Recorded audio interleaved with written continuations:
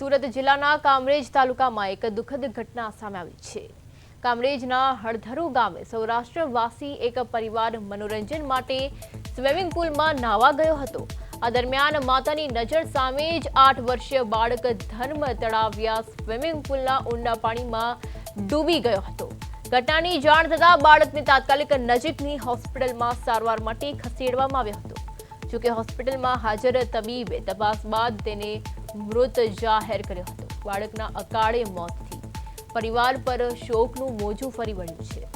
બનાવ અંગે જાણ થતાં કામરેજ પોલીસ ઘટના સ્થળે પહોંચી હતી અને જરૂરી કાર્યવાહી હાથ ધરીને વધુ તપાસ શરૂ કરી છે।